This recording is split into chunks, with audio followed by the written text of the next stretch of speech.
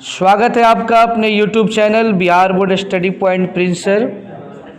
आज के क्लास में हम लोग क्लास 10th का एक नया सब्जेक्ट जिसको हम लोग सिविक्स कहते हैं, हिंदी में नागरिक कहा जाता है, और आपके किताब में लिखा होगा लोकतांत्रिक, उस किताब को शुरू करने जा रहे हैं।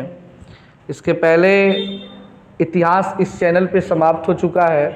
अगर आपने उसे नहीं देखा है तो आप चैनल के प्लेलिस्ट में जा कर के वहाँ से लाइन बाय लाइन इतिहास का 1 पार्ट से लेकर 8 पार्ट तक की तैयारी आसानी से कर सकते हैं, जिसमें आपको उसके ऑब्जेक्टिव क्वेश्चन, साथ ही साथ आपकी किताब में दिए गए जितने भी क्वेश्चन होते हैं सारे क्वेश्चन को उसमें सॉल्व किया गया है।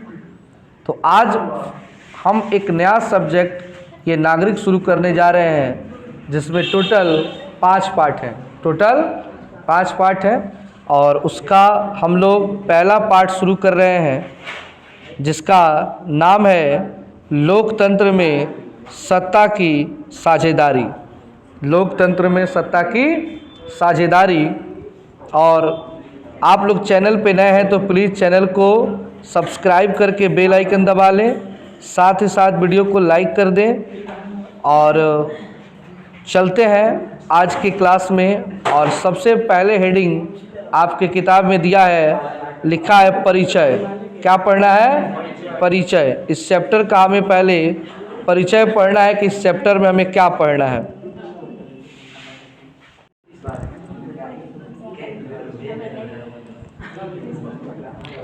पिछले परिचय में हमने लोकतांत्रिक स्वरूप के बारे में जानकारी प्राप्त किया तथा यह जानने की भी कोशिश की कि वैश्विक परिदृश्य में लोकतंत्र का किस प्रकार विकास हुआ। जैसा कि जब हम लोग क्लास 9th में थे तो हमने जाना था कि लोकतंत्र क्या होता है, और वहाँ पे आपने पढ़ा कि जब जनता के द्वारा जनता के ऊपर शासन किया जाता है उसी को क्या बोलते हैं? लोकतंत्र कहा जाता है। मतलब सीधी सी भाषा में कहें तो जिसमें लोगों का शासन हो, लोग जिसको प्रतिनिधि चुनकर शासन करवाते हैं, यही क्या कहलाता है? लोकतंत्र कहलाता है। तो इसके बारे में हम लोग पिछले क्लास 9th में भी पढ़ चुके हैं, ठीक है ना। आगे है, इस वर्ग के इस अध्याय में यह जानने की कोशिश करेंगे कि सामाजिक विषमता के कारण लोकतंत्र में द्वंद्व में तत्व किस प्रकार अंतर्निहित है। मतलब कि इस पाठ में हम ये जानेंगे कि आज का जो समाज है लोकतंत्र में, इसमें काफ़ी विषमता है। एक देखिए, विषमता का अर्थ होता है अलग अलग सोच। आपको पता है कि समाज में बैठे हर लोगों की सोच क्या है?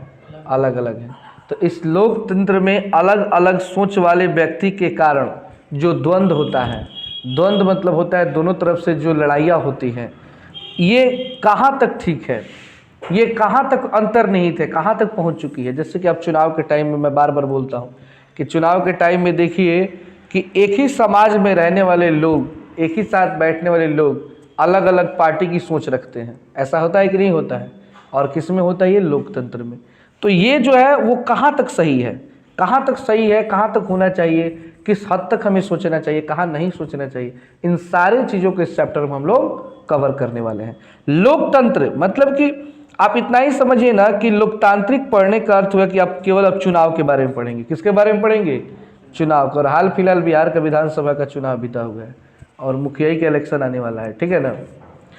तो बस समझ लीजिए कि चुनाव पूरा लोकतांत्रिक में क्या पढ़ा जाता है? चुनाव के बारे में ही पढ़ा जाता है। और बहुत ही इंटरेस्टिंग होगा ये। जातीय एवं सांप्रदायिक विविधता लोकतंत्र को किस प्रकार प्रभावित करता है, लिंग भेद के आधार पर लोकतांत्रिक व्यवहार किस प्रकार परिवर्तित होता है। मतलब कि हर एक पहलू को हम जानेंगे कि आज के टाइम का जो लोकतंत्र है उसमें कहाँ तक और किस हद तक बातें आगे बढ़ चुकी है, लोग आज किस हद तक किसी भी चीज़ को लेकर सोचते हैं। आगे है, इस अध्याय में हम यह भी देखेंगे कि किस तरह लोकतंत्र सामाजिक विभिन्नताओं, अंतरों और असमानताओं के बीच सामंजस्य बैठाकर उनका सर्वमान्य समाधान देने की कोशिश करता है। मतलब हम ये भी जानेंगे कि जो लोकतंत्र है, विभिन्न प्रकार के जो समाज में अंतर हैं, विभिन्न प्रकार की जो विभिन्नताएं हैं, उसको लेकर के फिर समाज कैसे चलता है। मतलब कि हम लोग तो बहुत सारे अलग अलग डिजाइन के लोग हैं, अलग अलग जाति, अलग अलग धर्म, अलग अलग सोच के व्यक्ति हैं, फिर भी हम एक सामंजस्य बैठाकर, फिर भी हम एक सोच बना करके अपना काम करते हैं। तो कैसे करते हैं? इन्हीं अवधारणाओं को आगे बढ़ाते हुए यह भी जानने की कोशिश करेंगे कि सामाजिक विभिन्नता कैसे अलग अलग रूप धारण करती है और सामाजिक विविधता और लोकतांत्रिक राजनीति किस तरह एक दूसरे को प्रभावित करते हैं। हम अध्याय के दूसरे पड़ाव पर इस सामाजिक विभाजन के भेदभाव वाली 3 सामाजिक असमानताओं पर गौर करेंगे। जैसे जाति, सबसे पहली विभिन्नता क्या है कि सभी लोग अलग अलग जाति से हैं। धर्म, लोग का धर्म भी अलग अलग है। और लिंग यानी कि लड़का और लड़की आधारित सामाजिक विषमता, यानी समाज में मुख्य रूप से 3 प्रकार की विभिन्नता है। या तो समाज एक दूसरे को बांटता है जाति के आधार पर, या तो समाज एक दूसरे को बांटता है धर्म के आधार पर, या तो समाज में भेदभाव होता है किसको लेकर के, बेटा और बेटी को लेकर के। मतलब कि समझ रहे हैं ना बात को, लिंग भेद, क्या कहते हैं इसको, लिंग भेद के आधार पर। आगे है, इन 3 पर आधारित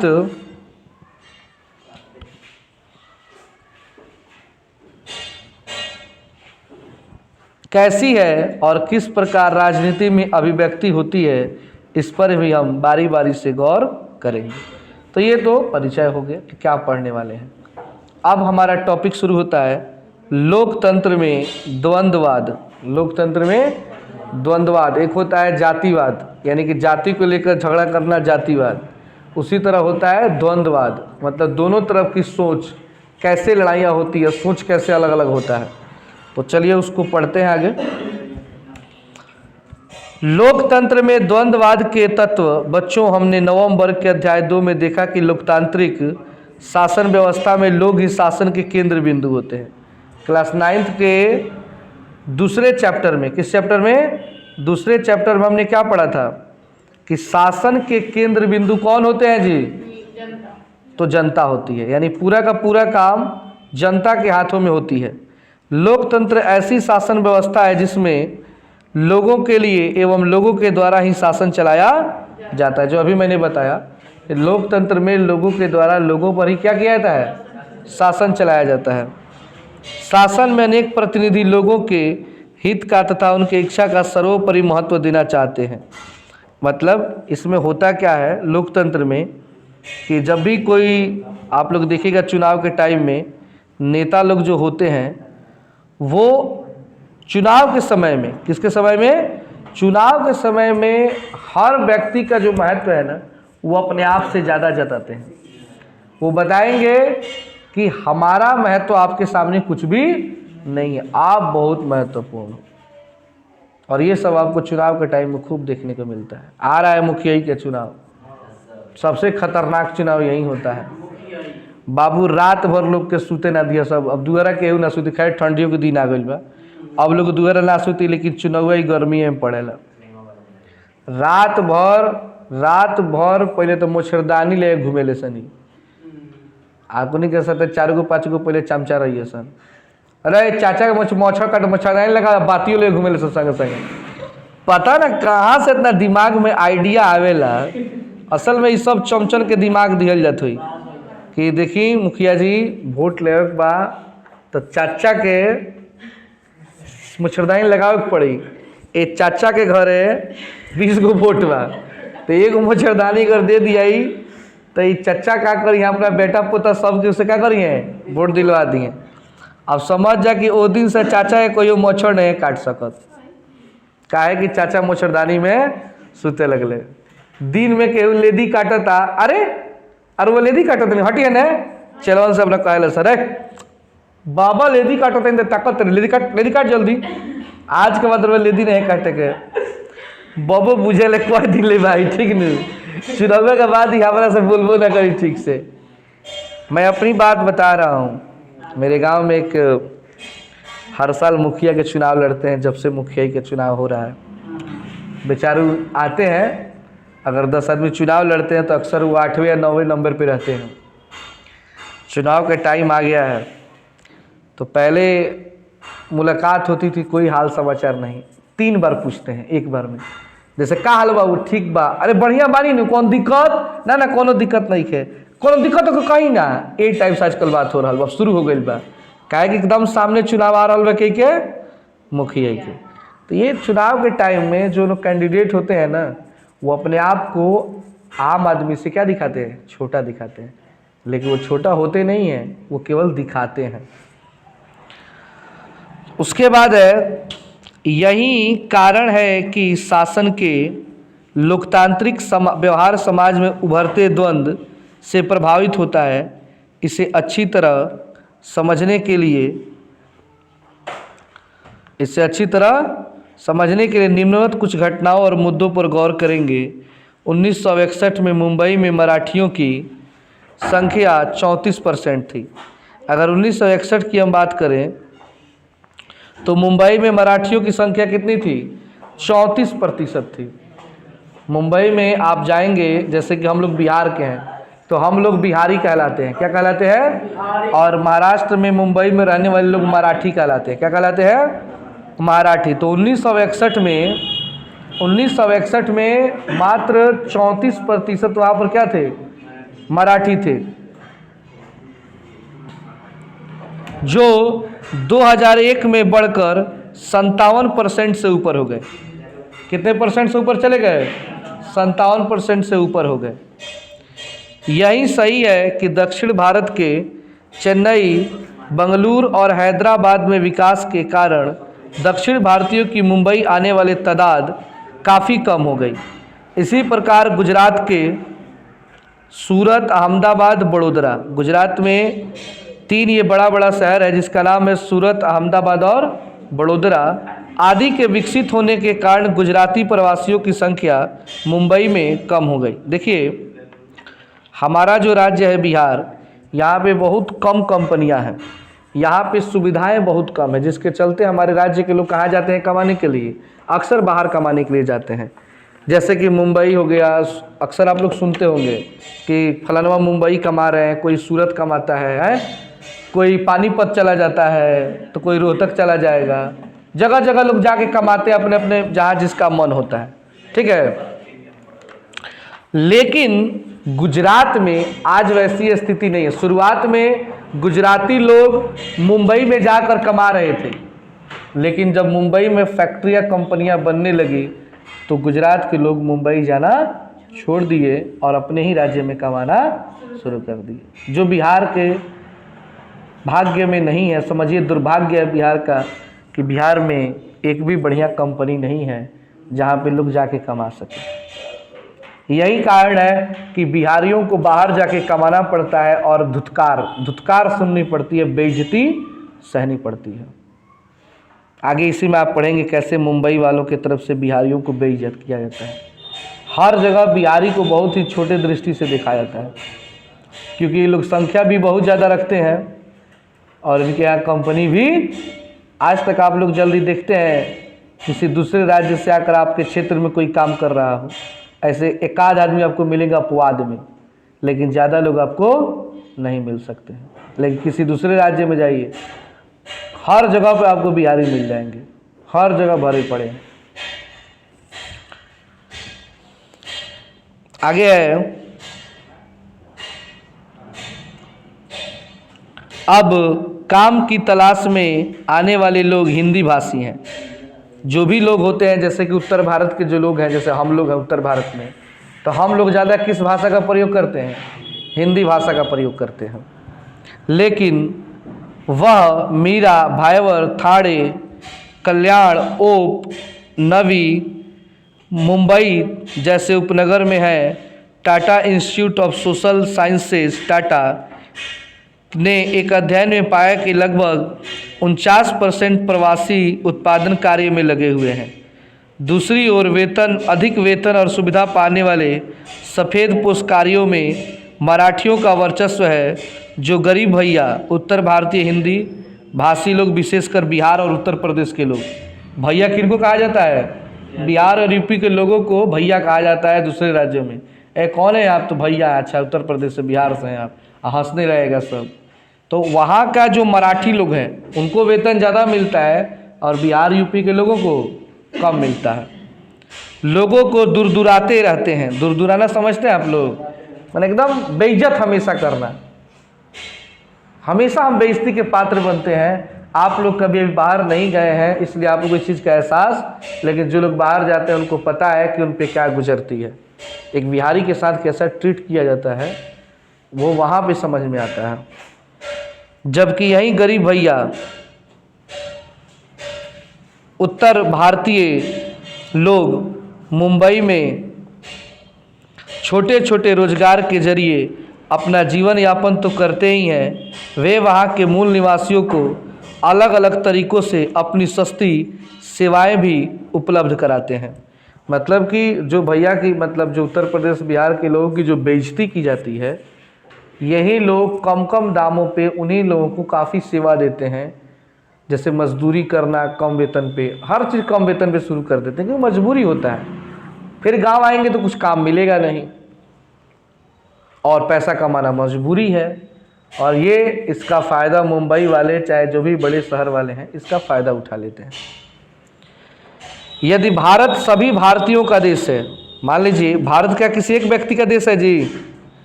भारत हमारा जितना है उतना ही किसी अन्य राज्यों के लिए भी है। सबका अधिकार इस देश पर एक समान है।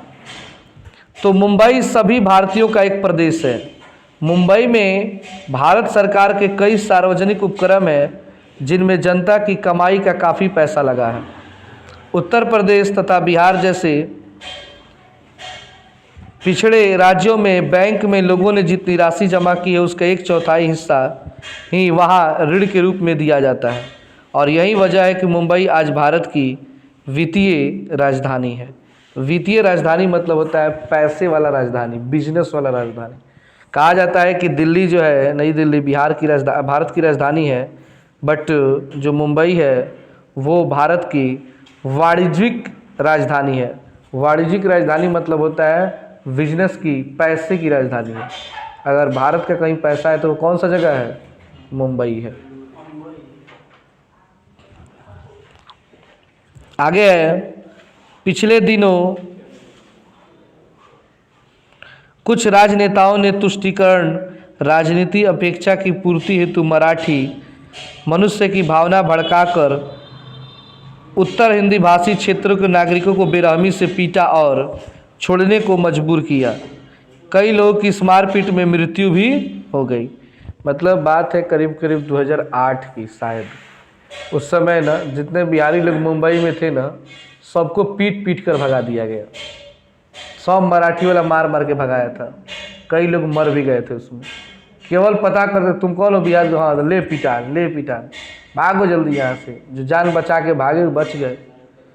और उसका नाम था बाल ठाकरे, नाम सुने होंगे। इस समय उन्हीं खानदान का वहाँ पे मुख्यमंत्री जी हैं, उद्धव ठाकरे। उन्हीं खानदान के, उन्हीं के पिताजी शायद थे बाल ठाकरे। उन्होंने कहा कि जितना भी बिहारी है सबको यहाँ से भगाओ और तुम लोग रोजगार पाओ, क्योंकि बिहारी लोग आके जगह छीन लिया है।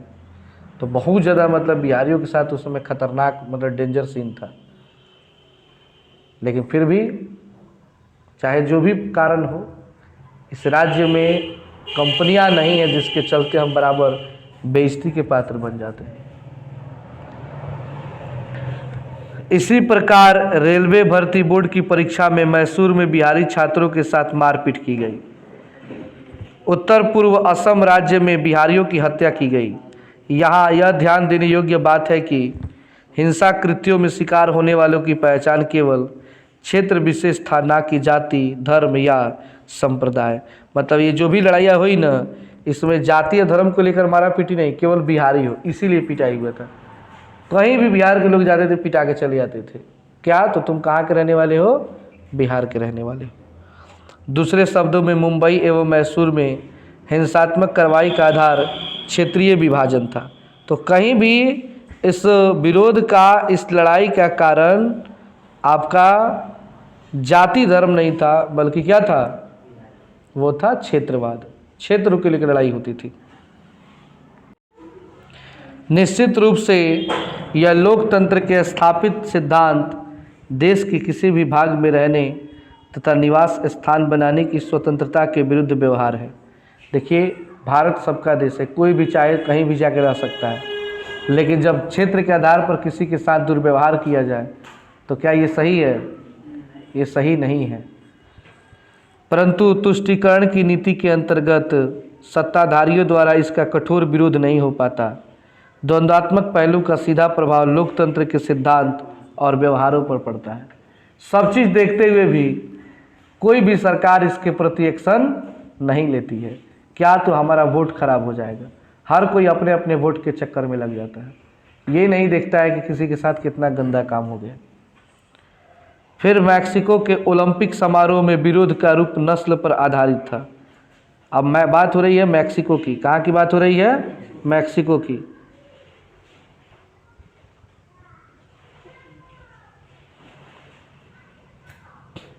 तो वहाँ पे जो विरोध का कारण था वो नस्ल था।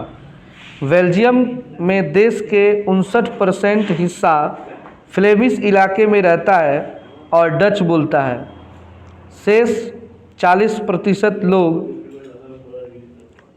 वेलोनिया क्षेत्र में हैं और फ्रेंच बोलते हैं। राजधानी ब्रुसेल्स में 80% लोग फ्रेंच बोलते हैं और 20% डच भाषा। फ्रेंच भाषी लोग जहाँ ज़्यादा समृद्ध हैं, जबकि डच भाषी लोगों की स्थिति संतोषजनक नहीं है। मतलब ये जो भेदभाव है ना, हमारे बिहार के साथ ही नहीं है, कई देशों में ऐसे भेदभाव हैं। स्वाभाविक है कि दोनों समूहों में तनाव बढ़ता ही था, जिसका तीखा अनुभव ब्रुसेल्स में दिखाई पड़ा। यही द्वंद्ववाद लोकतांत्रिक शासन की दिशा निर्धारित किया और बेल्जियम ने केंद्र सरकार की अनेक शक्तियां देश के 2 इलाकों के क्षेत्रीय सरकार को सुपुर्द किया गया। यानी राज्य सरकारें केंद्रीय सरकार के अधीन नहीं हैं। दोनों समुदाय ने समान प्रतिनिधि वाले ब्रुसेल्स की अलग सरकार है। संस्कृति, शिक्षा और भाषा जैसे मसलों के लिए डच, फ्रेंच और जर्मन बोलने वाले लोग अपने सरकार के चुनाव का सामुदायिक सरकार बनाते हैं। अर्थात बेल्जियम में सामाजिक विभाजन का आधार नस्ल और जाति नहीं है, बल्कि भाषा विभाजन का आधार है। बेल्जियम में अगर लोग भेदभाव करते हैं तो किसके आधार पर करते हैं? भाषा के आधार पर। किसके आधार पर? भाषा के आधार पर। श्रीलंका में सामाजिक विभाजन क्षेत्रीय और सामाजिक दोनों स्तर पर है। श्रीलंका में भी आप जाएंगे तो वहाँ पे लोग जाति को लेकर भेदभाव करते हैं बहुत ज़्यादा। परंतु ठीक इसके विपरीत भारत में सामाजिक विभाजन बहुत ही जटिल है। यहाँ उत्तर भारतीयों की संस्कृति एवं दक्षिण भारतीयों की संस्कृति में बड़ा अंतर है। पूरा भाषाई अंतराल भी बड़ा है। जातियों के बीच संघर्ष एवं तनाव की प्रवृत्ति सर्वव्याप्त है। अगड़ी जातियों एवं पिछड़ी जातियों के हितों में टकराव है। दलितों एवं पिछड़ों की भी अपनी अपनी समस्याएं हैं। बिहार में अभी हाल में दलितों एवं महादलितों की एक नई पहचान निर्धारित हुआ है। इन अंतद्वंद्वों का प्रभाव लोकतंत्र के शासन के विभिन्न तत्वों पर पड़ना स्वाभाविक है। अब हम इन सामाजिक भेदभाव की उत्पत्ति, इन विभिन्नताओं में सामंजस्य एवं टकराव तथा लोकतंत्र के बदलते स्वभाव को बताते हुए सामाजिक विभाजनों की राजनीति पर विचार करेंगे। तो ये हमारा पहला टॉपिक था, लोकतंत्र में द्वंद्ववाद। कल का हमारा टॉपिक रहेगा लोकतांत्रिक व्यवस्थाओं में सामाजिक विभाजन के स्वरूप। तो आज के लिए इतना ही, फिर मिलते हैं इसके पार्ट 2 में।